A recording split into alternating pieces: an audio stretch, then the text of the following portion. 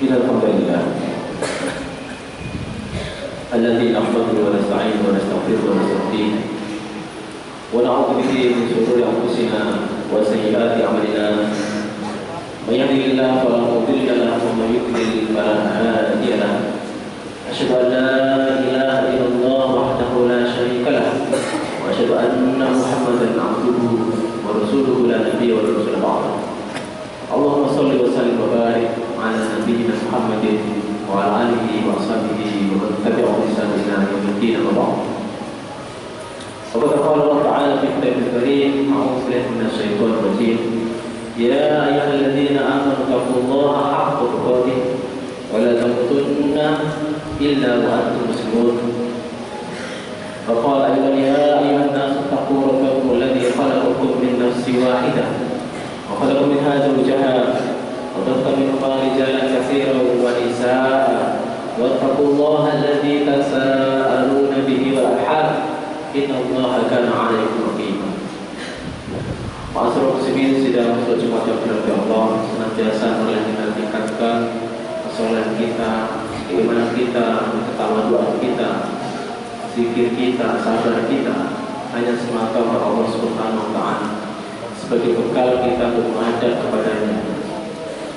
Salawat dan salam semoga tercurahkan kepada junjungan kita Nabi Muhammad sallallahu alaihi wasallam, uswah kita, teladan kita, guru besar kita yang telah mengajarkan Islam ini secara sempurna, yang tidak menyembunyikan sedikit pun tentang cara bagaimana hidup benar di muka bumi ini. Allah berfirman, "A'udzu billahi minasyaitonir rajim. Tilka darul akhirah naj'aluha lil ladzina la yuriduna 'uluwan fil ardh wala fasadan wal 'aqibatu lil muttaqin." Negeri akhirat itu kami jadikan untuk orang-orang yang tidak ingin menyombongkan diri dan berbuat kerusakan di muka bumi, dan kesudahan yang baik itu adalah bagi orang-orang yang bertakwa. Allah juga berfirman, Inna Allah la yuhibbu kulla mukhtalin fakhur. Sesungguhnya Allah tidak suka, benci pada orang-orang yang sombong lagi membanggakan diri. Pada kesempatan ini kita ingin mengajak para diri sekalian untuk merenung sejenak tentang betapa bahayanya sombong. Terlebih dulu kita ingin menyampaikan tentang apa sih sombong itu. Rasulullah menjelaskan al-kibru batrul haq wa ghamtun nas. Sombong adalah menolak kebenaran dan meremehkan manusia lain. Kalau ada rasa diri kita ini cenderung merendahkan orang, hati-hati. Ada penyakit sombong dalam diri kita. Padahal Rasulullah mengatakan la yadkhulul jannah man kana fi qalbihi mithqalu dzarratin minal kibr. Tidak akan masuk surga orang yang dalam dirinya masih menyimpan rasa sombong walaupun sebesar biji zarah, atom sekalipun. Sangat fatal sekali. Apa ciri-cirinya? Merendahkan orang lain. Kenapa orang itu bisa merendahkan orang lain? Biasanya orang merendahkan orang lain gara-gara ada sesuatu kelebihan yang dimiliki, karunia Allah yang dititipkan pada orang itu, dan dia sombong dengan karunia itu.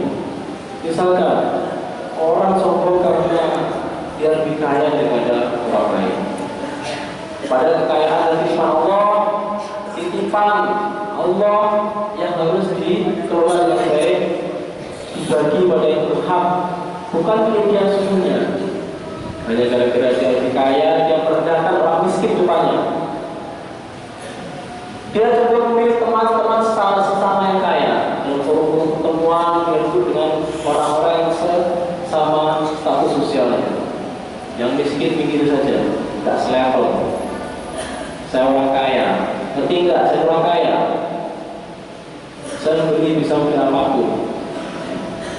Bangga dengan itu, sehingga dia cenderung merendahkan, meranggap remeh orang-orang yang hidupnya lebih susah dari dirinya. Hati-hati, jika ini kita rasakan perasaan cenderung melihat orang yang remeh, gara-gara kita memiliki kelebihan titipan Allah, ada sombong dalam diri kita. Biasa juga orang itu menderita penyakit sombong karena lebih pintar, tentang sekolah S2, S3 dan seterusnya, menganggap remeh orang-orang yang level pendidikannya di bawahnya. Yang perguruan tinggi meremehkan yang jebolan SMA, yang jebolan SMA meremehkan jebolan SMP dan seterusnya. Padahal semua adalah pemberian Allah. Kalau Allah menghendaki ilmu dicabut, udah kecelakaan sederhana, kena kepalanya, beban otak permanen, ya, amnesia, lupa semua ilmu yang pernah didapatkan. Gampang, satu urat aja bila otaknya dicabut dan Allah selesai. Kalau ada perasaan merasa lebih pintar, memperdagangkan orang yang lebih bodoh dari dirinya, ada sombong. Yang ceramah itu siapa? Lulusan apa dia? Tahu apa dia? Kalau yang ceramah itu lebih rendah makom ilmunya, dia malas mendengarkan ceramahnya. Apalagi belum ngaji lagi. Tahu apa dia? Kadang-kadang sore nasihatin saya. Cenderung menolak kebenaran. Karena Rasulullah mengatakan sombong adalah batul hak, menolak kebenaran. Dia susah mengingatkan pada orang yang level ilmunya di bawahnya. Padahal kebenaran juga. Ilmu, kelebihan ilmu akan menjadi kesombongan. Ada juga orang sombong gara-gara lebih tampan wajahnya. Memang yang buat tampan siapa? Dia, karyanya sendiri. Enggak. Dia lahir sudah tampan karena bapak ibunya, ya, wajahnya tampan, ibunya cantik, jadilah dia tampan. Bukan pilihan dia. Lahir jadi orang jelek, jadi orang tampan bukan pilihan dia. Lahir yang bina, yang mancung, yang pesek, pilihan Allah terbaik buat kita. Siapa juga yang memilih kulit kita warna putih, hitam, tinggi, pendek? Allah pemberian kita yang terbaik. Tidak pernah order pada Allah, ya Allah, aku lahir tolong jadikan anak orang kaya, jadikan saya ini mancung tampan. Enggak. Allah sudah punya seperti ini. Maka jangan merendahkan orang yang kondisi fisiknya kurang dari kita. Memang kenampanan itu karya antum, bukan karya Allah Subhanahu wa taala. Walladzi yusawwirukum bil arhami kaifa yasha. Dialah yang telah mengukir wajah kita, ya, di dalam kandungan seperti yang Dia kehendaki. Bukan karya bapak ibu kita, bukan. Allah yang buat kita wajah seperti itu. Maka lucu kalau kita menyombongkan wajah kita depan orang yang wajahnya kurang meyakinkan, menyombongkan sesuatu yang bukan buatan kita. Kecenderungan manusia memang nafsunya suka dipuji, suka sekali dipuji. Tekuna alim malu bimalam yang malu. Mereka suka dipuji-puji atas sesuatu yang bukan karyanya. Kembalikan kepada Allah, semua milik Allah, bukan milik kita. Nah, suatu saat kita akan kembali ke tanah dan membusuk. Kenapa kita bangga-banggakan? Kalau ada orang yang lebih tampan, milih teman sama tampan, yang wajahnya kurang meyakinkan, mikir-mikir hati-hati, itu sombong. Allah sangat benci sama orang-orang seperti itu. Padahal mudah bagi Allah untuk melenyapkan ketampanannya. Sudah kesiram air keras, sudah hancur, sudah selesai. Tidak penyakit yang mengerikan, selesai. Bahkan ketampanan, kecantikan kadang malah menggelincirkan yang punya kepada kemaksiatan. Kemudian kesombongan bisa terjangkit di kalangan orang-orang yang memiliki fisik yang lebih bagus, lebih besar posturnya. Kadang cenderung senang-senang pada yang posturnya lebih kecil, main jegal, ya, simpangan begitu yang kecil. Cenderung arogan, remehkan oleh yang kecil. Hati-hati para santri yang saya sayang, hati-hati. Jangan sok tubuh yang besar, yang sehat itu pemberian Allah. Jangan bergagah-gagahan. Yang sehat jangan sombong sama yang sakit-sakitan. Sakit adalah ujian dari Allah agar dia bersabar. Kadang malah sakit itu membuat dia dekat dengan Allah. Dan orang sehat, kapan orang semakin lama jauh dari Allah SWT. Tunggu sampai Allah berperingatan keras bagi orang itu. Kesolehan ternyata juga rawan menyebabkan kesombongan.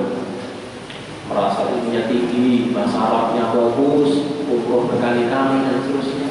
Ilmunya luar biasa, kemampuan otaknya mencerap ilmu agama, itu membuat ujub sombong. Merendahkan orang-orang yang baru belajar Islam.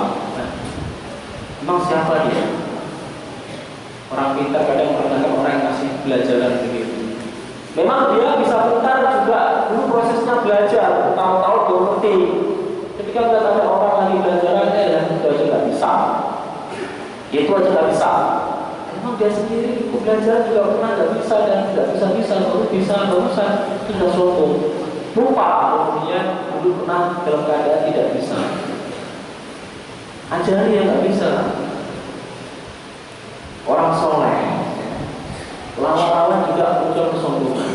Padahal dia dulu adalah juga pernah melakukan kemaksiatan. Dia menjadi orang yang suci, seolah tak pernah berbuat dosa. Kalau sebenarnya Allah menunjukkan ayat-ayat kita di masa remaja dulu, masa jahiliyah, ya hanya orang itu dan Allah yang tahu ayat-ayat kebobrokan moral kita, kebusukan kita, hati kita, Allah beberkan di muka banyak orang. Malu kita ini tidak punya muka, gak laku, bahkan gak ada yang tertarik menjadikan penceramah dalam khotib, gak ada yang mau melamar ya, jadi penantunya. Betapa bejatnya moral kita. Kalau seandainya Allah membuka semua ayat kita, jangan sok paling soleh. Awatu, jangan merendahkan orang-orang yang masih berbuat maksiat, ahli neraka semuanya. Siapa tahu kemudian mereka bertobat, serius tobatnya, malah baik dari Allah kepada orang-orang yang terjebak dalam kesombongan pribadinya itu, hanya gara-gara diberi ilmu yang sedikit tadi. Nauzubillah subhanallah. Masa muslimin rahimahullah, itulah bibit-bibit kesombongan berangkat dari apapun, ya, dari materi harta, dari wajah, penampilan, kesehatan, postur tubuh, kepandaian dan kesolehan, ya, itu kadang rawan membuat kita jadi sombong pada orang lain dan semua dimurkai Allah Subhanahu wa taala.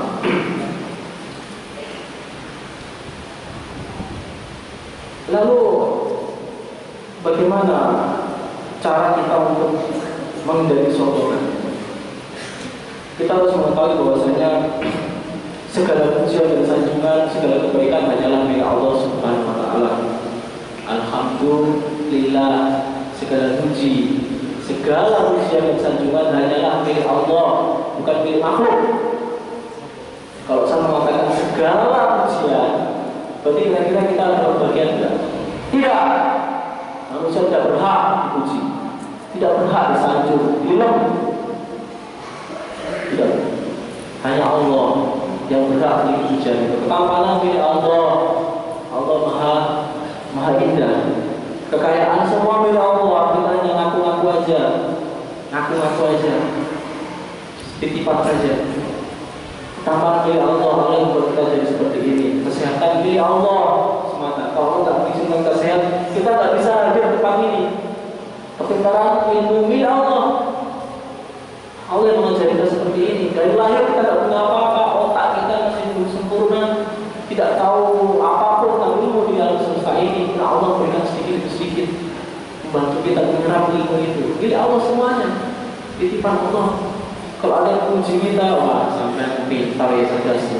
Alhamdulillah, pujian milik Allah, bukan milik saya. Anda tampan luar pujian hanya milik Allah, bukan milik saya. Anda kaya raya, hanya semua titipan Allah. Kembalikan semuanya kepada Allah. Kita nggak punya apa-apa hakikatnya. Kita tidak punya apa-apa. Semua atas izin Allah. Dialah yang mengatur rezeki ini. Walaupun yang sudah rezeki Malaysia, yang itulah. Dialah yang menentukan ini rezekinya banyak, rezekinya sedikit. Ini kerja keras tapi dapatnya sedikit. Dapatnya ini yang biasa-biasa, dapat banyak. Allah yang membagi itu. Sudah adil. Semau-maunya Allah membagi rezeki itu bagi manusia. Ada yang tinggi, ada yang pendek, ada yang hitam, ada yang putih, itu urusan Allah. Kita tidak perlu lagi ngatur-ngatur masalah itu. Karena Allah yang memiliki pujian itu semua. Kita harus menyadari itu. Mulai sekarang kita harus memahami bahwa semua yang kita miliki adalah sesungguhnya menunjukkan pada kebesaran Allah Subhanahu wa taala, bukan milik kita. Malu kita mengakukan. Bahkan Rasulullah telah menyampaikan kepada kita, kalau ada orang yang kerjaannya suka muji-muji, ya, lempari dia dengan pasir, berbahaya.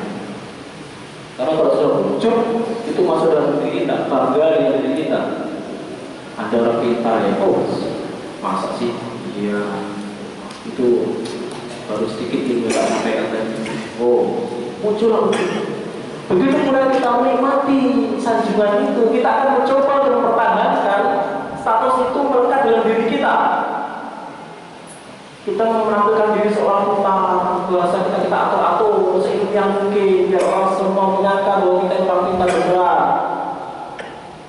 Hanya gara-gara pujian tadi itu, bayangkan. Lupa bahwa dia pernah bodoh, lupa bahwa dia juga punya kekurangan. Ada orang soleh di sini, itu memang ya takdirnya begitu. Nah, ini masalah. Jadi kemudian kita tiba-tiba menjadi penampilan seseorang mungkin, sealim mungkin. Itu apa itu semua? Capek kita. Pujian membuat kita terlena dari lupa, lalai ya, dengan kesalahan-kesalahan kita yang menjijikkan itu. Hanya Allah yang tahu kekurangan-kekurangan kita. Orang yang memuji kita tidak pernah tahu siapa kita sesungguhnya, tahu apa mereka tentang kekurangan saya. Kok puji-puji? Hanya Allah yang tahu kekurangan saya. Hanya Allah yang berhak puji. Hanya Allah yang berhak puji kita. Dialah yang paling tahu luar dalam keadaan kita. Itulah cara kita sedikit mereduksi sifat sombong dalam diri kita ini. Kemudian akan saya tunjukkan bahaya sombong. Pertama, risiko orang yang memelihara penyakit sombong adalah jauh dari kebenaran. Semakin dijauhkan dia dari kebenaran. Kalau ada orang nasihati, siapa dia? Orang lagi miskin, pikir kalau sampai ngomong hidup gak sukses itu kok nasihati orang. Ada orang yang udah pendidikannya nasihati kita, tahu apa sampai tahu apa? Pernah gak baca buku ini, buku itu? Pernah gak di seminar itu? Gak pernah. Pikir ada orang yang lebih jelek wajahnya, kita sudah malas mendengarkan nasihatnya. Itulah risiko orang yang sombong. Semua kebenaran yang disampaikan kepada dia ditolak semuanya. Padahal Allah itu kalau ingin memperbaiki seorang hamba, caranya adalah dengan cara diketemukan dia dengan sumber-sumber kebenaran. Sumber kebenaran siapa? Bisa dari teman, tetangga, ustaz, dan orang-orang sekitar kita. Kita tidak mungkin bertemu wahyu secara langsung. Wahyu sudah selesai terakhir diterima Rasulullah SAW. Setelah itu kebenaran adalah sumber dari orang-orang sekeliling kita. Kalau kita cukup meremehkan semua orang, maka kapan kebenaran akan mau kita dengar dan kita laksanakan? Sekarang kemudian yang benar kata Rasulullah, sombong adalah batul haq, menolak kebenaran. Iblis menolak kebenaran. Allah wastakbara wa kana minal kafirin. Dia akhirnya menjadi orang kafir dan dilaknat oleh Allah SWT. Sombong adalah penyakit yang pertama diderita oleh iblis dan kadang diwarisi oleh kelompok manusia. Nah, jauh dari kebenaran ini masalah. Kalau ceramah yang belajar siapa yang ceramah ada baru belajar. Tidak boleh dengar. Buku dilihat siapa yang males. Kapan kita menerima kebenaran dan mau menundukkan hati kita? Kalau semua kita tolak gara-gara kemudian sedikit yang kita miliki. Kemudian risiko orang yang sombong adalah banyak orang yang menjauhi kita. Omongan orang sombong itu selalu memuakkan dan menjauhkan dan menyebalkan. Nadanya meremehkan. Ini membuat orang jadi muak dan malas bicara dengan kita. Dinasihati nyangkal. Jelas-jelas dia salah, masih ngada-ngada soal dia benar. Orang sombong ini mau memburu pujian. Memburu pujian. Dan dia cenderung kaku pada orang-orang yang lebih sombong lagi. Pada orang, kalau dia sombong dengan kekayaannya, dia akan cenderung memuji-puji orang yang lebih kaya lagi. Dia mas, itu orang hebat, kekayaannya sekian triliun, gimana ya? Aku saya. Nah, ini sudah kena penyakit gitu. Sealiran dari kelompok puja-puja kekayaan. Tahu bila kemaluan kita. Dan resiko yang terburuk adalah tidak bisa masuk surga. Ini risiko yang paling mengerikan. Di dunia sudah repot ya, di akhirat tidak bisa masuk surga. Barakallahu li wa lakum fil qur'an wa nafa'ani wa iyyakum fihi min tilawati kulli hakim wa taqabbalallahu minna wa minkum tilawatahu innahu huwal ghafurur rahim.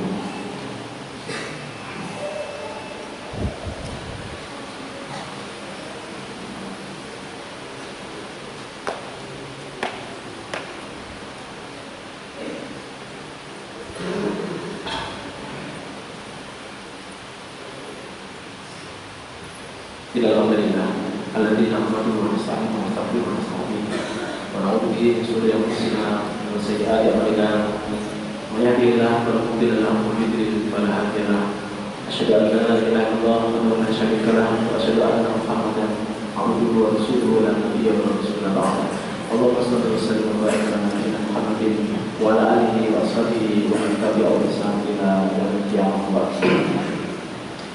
Qala ta'ala fi kitabil karim a'udzu billahi minasyaitonir rajim ya ayyuhalladzina amanu taqullaha haqqa tuqatih wa la tamutunna illa wa antum muslimun. Masyaallah muslimin sidang salat Jumat yang dirahmati Allah Subhanahu wa taala.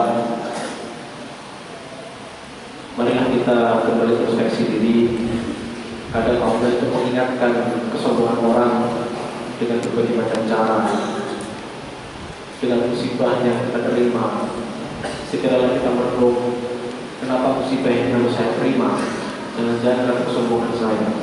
Masih beruntung orang ini diingatkan Allah di dunia, kecelakaan, cacat, ada dosa yang saya buat. Selama ini saya sombong, bangga dengan fisik saya yang sehat, yang atletis, meremehkan dia yang krempeng. Apa ini hikmahnya, apa yang segera ya, bangkrut, ujian apa lagi ini. Masih beruntung kita diingatkan Allah di dunia ini dengan berbagai macam ujian. Agar kita segera kembali, Allah sayang pada orang itu, maka segera dikasih pelajaran agar dia mendekat kembali pada Allah Subhanahu wa taala, pemilik semua ini. Tapi berhati-hatilah mereka yang hidupnya lancar-lancar terus, tidak jarang sakit, bisnisnya lancar terus, ya. Hati-hati. Bisa jadi Allah sanastadrijuhum min haitsu la ya'lamun wa umli lahum inna kaydi matin. Jadi Allah memang menguji dia dan terus dimudahkan rezekinya, sehatnya, sampai dia mati dan masuk neraka. Allah sudah jengkel pada hamba semacam itu. Diberi harta terus kalau tak tahu diri, diberi kesehatan tak tahu diri, malah menggunakan hal-hal yang bermaksiat kepada Allah. Ya sudah, difasilitasi terus oleh Allah SWT. Tahu-tahu hidupnya berakhir di neraka. Masalah muslimin sidang usul Allah. Maka kita berhidup pada Allah dari sifat-sifat sombong dan ujub yang dimurkai Allah SWT. Kesombongan hanyalah milik Allah, bukan milik manusia.